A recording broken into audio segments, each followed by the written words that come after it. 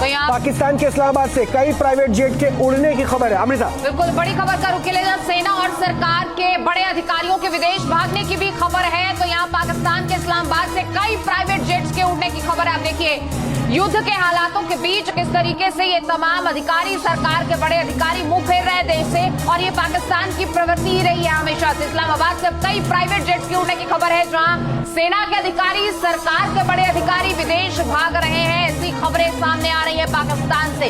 पाकिस्तान की आवाम को, पाकिस्तान के तमाम लोगों को उनके हाल पर छोड़ते हुए वहां की सरकार के अधिकारी, सेना के बड़े अधिकारी। और ये पहली बार नहीं है, इससे पहले भी ऐसी कई खबरें सामने आती रही हैं, ऐसी कई तस्वीरें सामने आती रही हैं। और एक बार और जब पाकिस्तान में सेना के अधिकारियों की, सरकार के अधिकारियों की, पाकिस्तान की आवाम को सख्त जरूरत है, तो ऐसे हालात में पाकिस्तान की आवाम को उनके हाल पर छोड़ते हुए ये तमाम अधिकारी विदेश भागने की फिराक में नजर आ रहे हैं। और हमारे सहयोगी भी लगातार हमारे साथ बने हुए हैं। मधुरेंद्र जी, ये पहली बार नहीं है, एक बार फिर से अपनी जिम्मेदारियों से मुंह मोड़ते हुए देश को युद्ध के हालात में झोंककर खुद ये अधिकारी अपनी जिम्मेदारियों से मुंह मोड़ रहे हैं।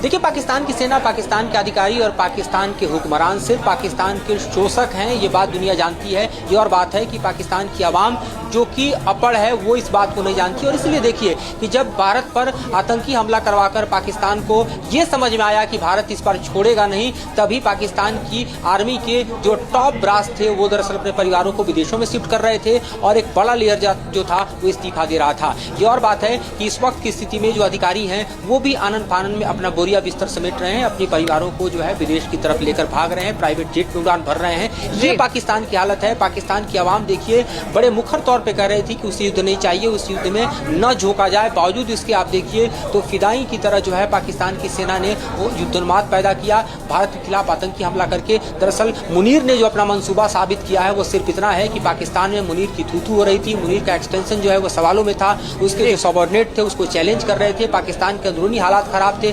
Balochistan, Sindh, Khyber Pakhtunkhwa, KP, Durand line, Iran का बॉर्डर, सब कुछ दहल रहा था और सारे सवाल मुनीर पर उठ रहे थे। और ऐसी स्थिति में मुनीर ने भारत की तरफ युद्ध को थोप कर दरअसल अपनी जनता को अपने पीछे खड़ा करने के लिए, नेशनलिज्म का अफीम पिलाने के लिए जो काम किया है वो दरअसल पाकिस्तान पर और भारी पड़ता हुआ दिखाई दे रहा है। जिस तरह से भारतीय सेना दो टूक जवाब दे रही है और पाकिस्तान को, पाकिस्तान के एस्टेब्लिशमेंट को उसी की भाषा में जवाब दे रही है।